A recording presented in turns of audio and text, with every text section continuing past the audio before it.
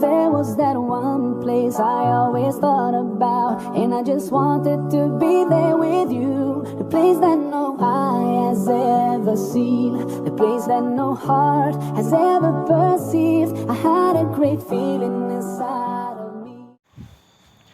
Assalamualaikum warahmatullahi wabarakatuh. Saya Siti Nazila Fitriani dengan NIM akhir 062 akan menjelaskan tentang proses bisnis menggunakan tema penyusunan kebijakan teknologi, kebudayaan, riset, dan teknologi.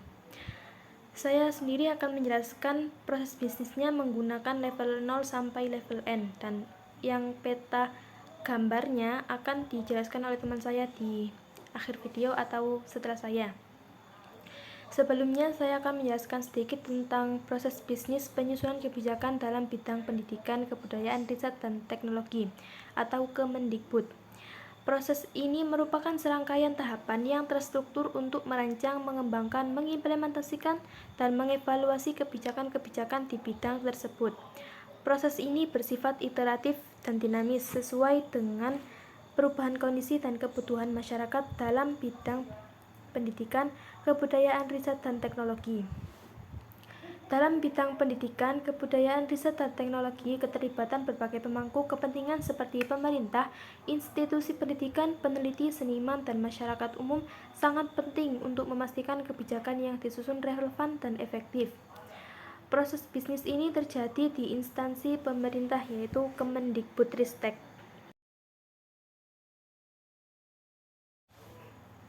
Oke, kemudian saya akan menjelaskan peta proses bisnis yang di level 0. Di peta proses bisnis level 0 sendiri ada proses pendukung, proses utama, dan proses sumber daya. Di proses pendukung ada P1 yaitu pengelolaan data, teknologi informasi, dan media pendidikan dan kebudayaan. Kemudian di proses utama ada penyusunan kebijakan pendidikan, kebudayaan, riset, dan teknologi yaitu P2. Kemudian P3 pengelolaan pendidik, tenaga kependidikan, kebudayaan, dan kebahasaan. Lalu P4 pemberdayaan lembaga pendidikan dan kebudayaan. Kemudian di proses sumber dayanya ada P5 yaitu pengelolaan SDM, dan P6 layanan administrasi dan umum. Selanjutnya peta proses bisnis level 1. Di level 1 ini saya mengambil dari proses utama yang di bagian P2, yaitu penyusunan kebijakan pendidikan, kebudayaan, riset, dan teknologi. Yang pertama yaitu penyusunan rancangan undang-undang, kemudian penyusunan rancangan peraturan pemerintah dan presiden, kemudian penyusunan peraturan rancangan menteri, dan yang terakhir pengelolaan kajian kebijakan pendidikan dan kebudayaan. Selanjutnya peta proses bisnis level N.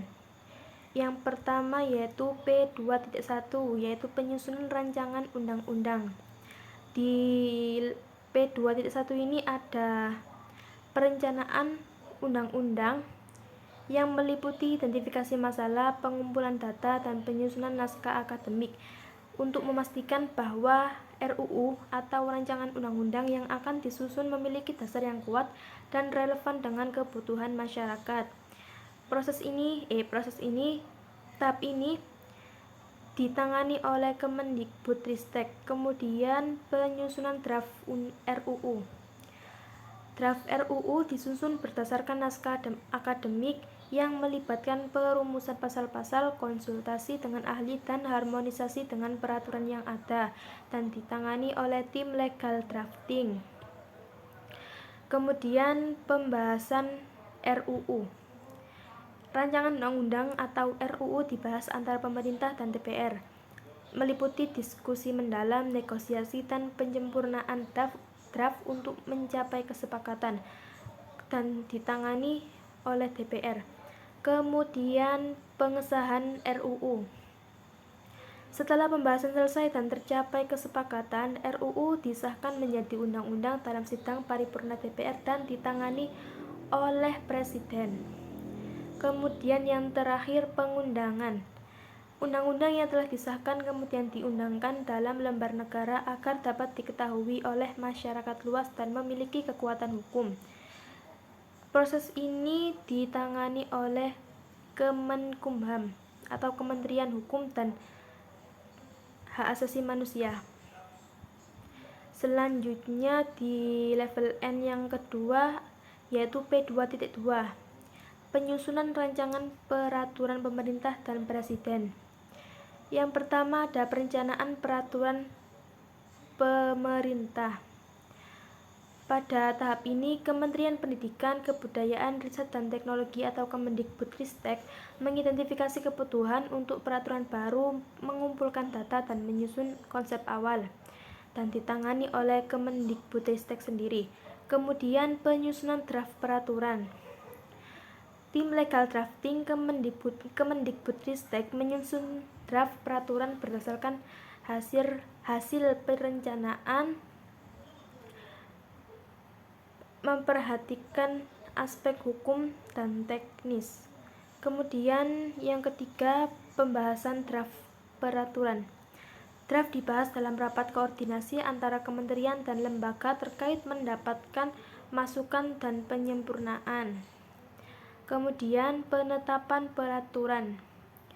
Presiden menetapkan peraturan setelah melalui proses pembahasan dan penyempurnaan final. Dan yang terakhir yaitu pengundangan. Sama seperti di level N bagian P2.1, Kementerian Hukum dan HAM mengundangkan peraturan dalam lembaran negara agar berlaku secara resmi. Kemudian yang ketiga P2.3 yaitu penyusunan rancangan peraturan menteri. Yang pertama perencanaan peraturan, identifikasi kebutuhan peraturan, pengumpulan data dan penyusunan konsep awal oleh unit kerja terkait di Kemendikbudristek. Kemudian penyusunan draft peraturan, pembuatan draft peraturan oleh tim legal drafting Kemendikbudristek berdasarkan hasil perencanaan. Kemudian pembahasan draft peraturan, diskusi internal Kemendikbudristek untuk menyempurnakan draft melibatkan berbagai unit kerja terkait, dan tahap ini ditangani oleh Sekretariat Jenderal Kemendikbudristek.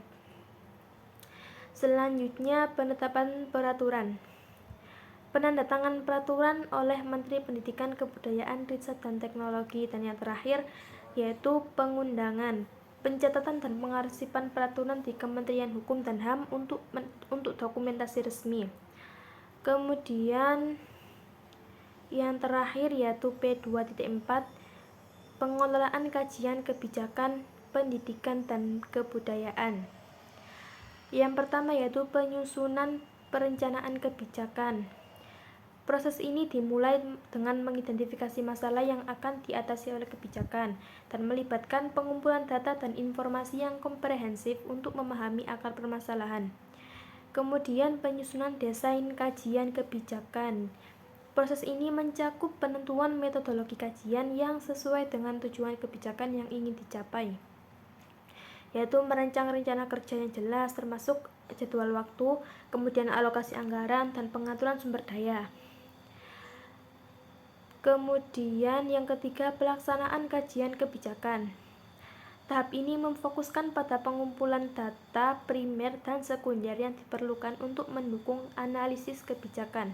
Data-data ini kemudian dianalisis secara menyeluruh untuk mengidentifikasi pola, tren, dan hubungan antar variabel yang relevan dengan isu kebijakan yang diteliti. Kemudian pembahasan desain kajian kebijakan. Setelah analisis selesai, hasil temuan sementara disajikan kepada para pemangku kepentingan untuk mendapatkan masukan dan umpan balik yang dapat digunakan untuk memperbaiki desain kajian. Yang kelima, penyempurnaan hasil kajian kebijakan. Di tahap ini, proses melibatkan penyusunan laporan akhir yang mencakup hasil analisis, temuan dan rekomendasi kebijakan yang diperoleh dari proses kajian sebelumnya. Kemudian yang keenam, rekomendasi kebijakan. Formulasi rekomendasi kebijakan dilakukan berdasarkan temuan dan analisis yang telah diperoleh. Rekomendasi ini harus spesifik, terukur, dan dapat dicapai, relevan, dan memiliki batas waktu yang jelas. SMART atau SMART. Dan yang terakhir, menyampaikan kepada menteri. Langkah terakhirnya adalah menyusun dokumen pengantar yang komprehensif untuk menyajikan hasil kajian dan rekomendasi kebijakan kepada menteri yang bertanggung jawab. Assalamualaikum warahmatullahi wabarakatuh. Perkenalkan, nama saya Ana Maulina dengan NIM akhir 178. Selanjutnya di sini saya akan menjelaskan proses bisnis Kemendikbudristek menggunakan jenis gambar peta. Baik, untuk yang pertama di sini ada peta proses bisnis Kemendikbudristek. Nah, proses bisnis di sini dibagi menjadi 3 bagian, yaitu ada proses utama, proses pendukung, dan proses sumber daya. Proses utama itu merupakan proses inti yang berhubungan langsung dengan tugas pokok dan fungsi utama Kemendikbudristek. Selanjutnya untuk proses pendukung yaitu proses yang mendukung langsung proses utama tadi. Selanjutnya untuk proses sumber daya yaitu proses yang berhubungan dengan strategi Kemendikbudristek yang akan memicu seluruh operasional dalam menjalankan visi dan misi dari Kemendikbudristek tadi. Untuk proses utama di sini ada 3 proses, yaitu proses penyusunan kebijakan pendidikan, kebudayaan, riset, dan teknologi. Kemudian ada proses pengelolaan pendidik, tenaga pendidik, kependidikan, kebudayaan, dan kebahasaan. Lalu ada proses pemberdayaan lembaga pendidikan dan kebudayaan. Selanjutnya untuk proses pendukung yaitu ada proses pengelolaan data, teknologi informasi, dan media, pendidikan, dan kebudayaan. Dan untuk proses sumber daya ada proses pengelolaan SDM dan proses layanan administrasi dan umum. Selanjutnya di sini ada unit organisasi di lingkungan kementerian yang terlibat pada proses Kemendikbudristek. Untuk selanjutnya ada peta subproses bisnis. Nah, di sini kami mengambil proses yang kedua yaitu proses penyusunan kebijakan pendidikan, kebudayaan, riset, dan teknologi. Di proses kedua ini dibuat subproses bisnisnya, yaitu ada 4 subproses bisnis. Kemudian pada peta subproses bisnis ini juga dijelaskan hubungan dengan proses-proses lainnya yang sudah digambarkan tadi. Yang pertama di sini ada proses 1, yaitu pengelolaan data TI dan media pendidikan kebudayaan. Selanjutnya akan masuk ke subproses pada proses 2, yaitu penyusunan rancangan peraturan pemerintah dan presiden, atau masuk ke subproses penyusunan rancangan peraturan menteri. Jika penyusunan rancangan peraturan menteri, maka akan lanjut ke proses penyusunan rancangan peraturan pemerintah dan presiden. Lalu akan lanjut ke proses pengelolaan kajian kebijakan pendidikan dan kebudayaan, dan akan lanjut pada proses penyusunan rancangan UU, lalu kemudian akan berhubungan dengan proses Kemendikbudristek, yaitu proses pengelolaan SDM. Selanjutnya di sini ada peta relasi Kemendikbudristek. Peta relasi yaitu peta yang menggambarkan dan menunjukkan siapa saja pihak-pihak yang terlibat dalam setiap proses yang tergambarkan pada peta proses bisnis tadi.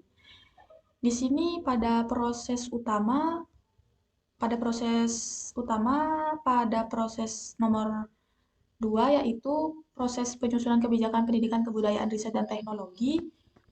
Unit yang terlibat yaitu ada Menteri Pendidikan, Kebudayaan, Riset, dan Teknologi, terus ada Sekretaris Jenderal, Biro Pencanaan, Biro Hukum, Unit Utama, BSKAP, Pusat Standar dan Kebijakan Pendidikan, staf ahli atau staf khusus menteri, lalu ada pemangku kepentingan atau masyarakat. Selanjutnya pada proses pengelolaan pendidik, tenaga kependidikan, kebudayaan, dan kebahasaan, unit yang terlibat yaitu Menpan RB, Panitia Seleksi Nasional, Mendikbudristek, Sekretaris Jenderal, Ditjen Diktiristek, Ditjen Pendidikan Vokasi, LL Dikti, dan BTN. Selanjutnya pada proses pemberdayaan lembaga pendidikan dan kebudayaan, unit yang terlibat yaitu Mendikbudristek, Sekretariat Jenderal, Satuan Pendidikan, Ditjen PAUD Dasmen, unit pelaksana teknis, serta pemerintah daerah. Selanjutnya pada proses pendukung, pada proses pengelolaan data, teknologi informasi, dan media pendidikan dan kebudayaan, unit yang terlibat yaitu Tim Koordinasi SPBE, Biro Umum dan Pengadaan Barang dan Jasa, Pusdatin, dan unit utama. Selanjutnya pada proses pengelolaan SDM, unit yang terlibat yaitu BKN, Menpan RB, Menteri, Sekretaris Jenderal, Biro SDM, unit kerja pengusul. Selanjutnya pada proses layanan administrasi umum, ada Sekretaris Jenderal, Biro Keuangan BMN, Biro Umum dan Pengadaan Barang dan Jasa, Sekretariat Unit Kerja, serta UPT atau PTN.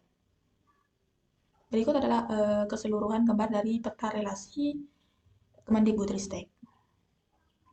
Selanjutnya ada peta lintas fungsi.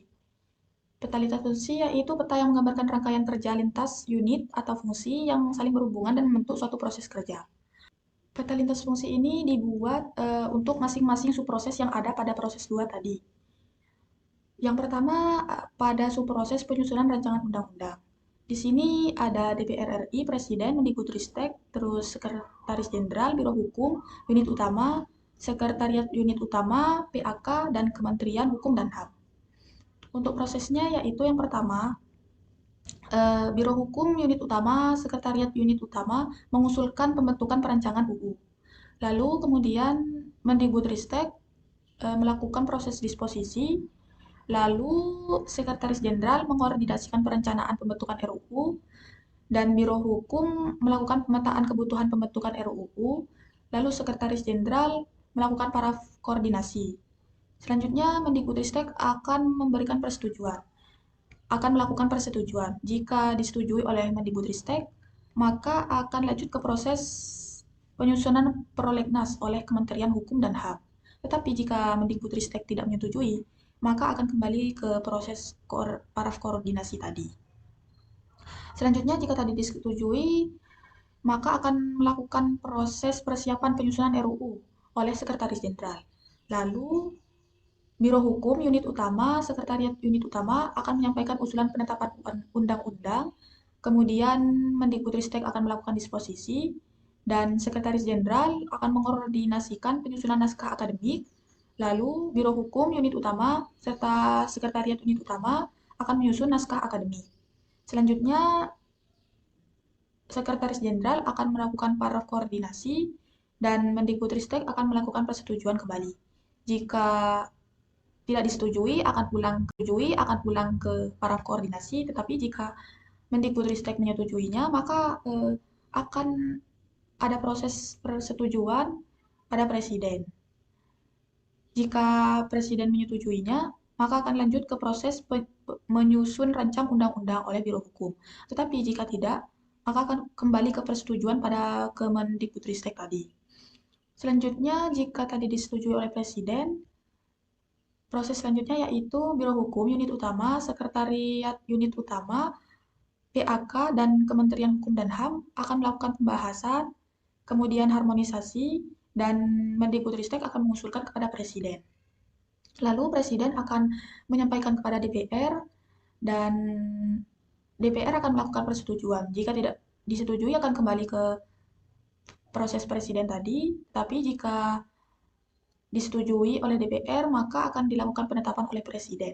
Kemudian proses akan berakhir dan dilakukan pengundangan oleh Kementerian Hukum dan HAM. Selanjutnya pada peta lintas fungsi yang kedua, di sini pada subproses penyusunan rancangan peraturan pemerintah dan Presiden. Unit yang terlibat yaitu ada Presiden, Mendikbudristek, Sekretaris Jenderal, Biro Hukum, Unit Utama, PAK, dan Kementerian Hukum dan HAM. Proses pertama yang dilakukan yaitu koordinasi dan pembentukan rancangan peraturan pemerintah yang dilakukan oleh Biro Hukum dan Unit Utama. Lalu Sekretaris Jenderal mengkoordinasikan kepada Menteri dan Mendikbudristek akan melakukan persetujuan. Jika tidak disetujui akan kembali ke proses Sekretaris Jenderal, tetapi jika disetujui maka akan lanjut ke proses program perencanaan penyusunan RPP yang dilakukan oleh Kementerian Hukum dan HAM. Lalu akan lanjut ke proses program perencanaan penyusunan RPP yang dilakukan oleh Sekretaris Jenderal, dan Biro Hukum, Unit Utama, PAK, dan Kementerian Hukum dan HAM akan melakukan pembahasan dan harmonisasi. Lalu Mendikbudristek akan mengusulkan kepada Presiden. Jika Presiden menyetujui, maka akan dilakukan penetapan. Jika tidak, maka akan kembali ke usulan Presiden di Mendikbudristek tadi. Setelah Presiden menyetujui dan dilakukan penetapan oleh Presiden, maka prosesnya berakhir di pengundangan yang dilakukan oleh Kementerian Hukum dan HAM. Selanjutnya pada subproses ketiga yaitu penyusunan rancangan peraturan menteri. Di sini unit yang terlibat yaitu Mendikbudristek, Sekretaris Jenderal, Biro Hukum, dan Unit Utama. Proses dimulai dari mengusulkan usulan penetapan keputusan menteri yang dilakukan oleh Biro Hukum, Unit Utama, Biro Hukum, dan Unit Utama. Selanjutnya, Mendikbudristek akan melakukan disposisi dan Sekretaris Jenderal akan menugaskan. Lalu Biro Hukum dan unit utama akan melakukan penyusunan rancangan keputusan menteri. Jika Sekretaris Jenderal menyetujui, maka akan lanjut ke penetapan yang dilakukan oleh Mendikbudristek. Tetapi jika Sekretaris Jenderal tidak menyetujuinya, maka akan kembali ke proses penyusunan rancangan keputusan menteri tadi. Jika disetujui oleh Sekretaris Jenderal, maka akan dilakukan penetapan yang dilakukan oleh Mendikbudristek. Jika Menteri melakukan penetapan, maka akan berakhir di pendokumentasian dan penyebarluasan peraturan menteri yang dilakukan oleh Biro Hukum. Tetapi jika Mendikbudristek tidak melakukan penetapan, akan meminta persetujuan ulang dari Sekretaris Jenderal. Selanjutnya pada proses yang keempat, yaitu proses pengelolaan kajian kebijakan pendidikan dan kebudayaan. Unit yang terlibat yaitu Mendikbudristek, Sekretaris Jenderal, Biro Perencanaan, Biro Hukum, Unit Utama, BSKP, Pusat Standar dan Kebijakan Pendidikan, staf ahli atau staf khusus menteri, pemangku kepentingan, atau masyarakat. Proses pertama dimulai dari usulan kajian kebijakan yang dilakukan oleh unit utama, BSKAP, dan Pusat Standar dan Kebijakan Pendidikan. Lalu, Sekretaris Jenderal akan melakukan disposisi dan Biro Perencanaan akan melakukan penyusunan perencanaan kajian kebijakan pendidikan dan kebudayaan, dan Sekretaris Jenderal akan melakukan penetapan. Jika tidak ditetapkan oleh Sekretaris Jenderal, maka akan kembali ke proses Biro Perencanaan. Tetapi jika Sekretaris Jenderal sudah melakukan penetapan, maka akan melakukan disposisi. Lalu, unit utama BSKAP, Pusat Standar dan Kebijakan Pendidikan akan melakukan penyusunan desain kajian kebijakan, lalu pelaksanaan kajian kebijakan. Pada pelaksanaan kajian kebijakan, proses bisa langsung ke pembahasan desain kajian kebijakan atau staf ahli atau staf khusus menteri dan pemangku kepentingan atau masyarakat memberikan masukan, lalu akan lanjut ke pembahasan desain kajian kebijakan. Lalu akan lanjut ke proses penyempurnaan hasil kebijakan kajian kebijakan dan akan melakukan rekomendasi kebijakan. Kemudian Sekretaris Jenderal akan menyampaikan kepada Menteri. Lalu jika Menteri tidak melakukan penetapan, maka akan ulang ke proses tadi di Sekretaris Jenderal. Tetapi jika Menteri melakukan penetapan, maka Sekretaris Jenderal akan melakukan disposisi dan Biro Hukum akan melakukan proses pada subproses yang pertama, yaitu penyusunan rancangan UU. Sekian presentasi yang dapat kami sampaikan, kurang dan lebihnya mohon maaf. Wassalamualaikum warahmatullahi wabarakatuh.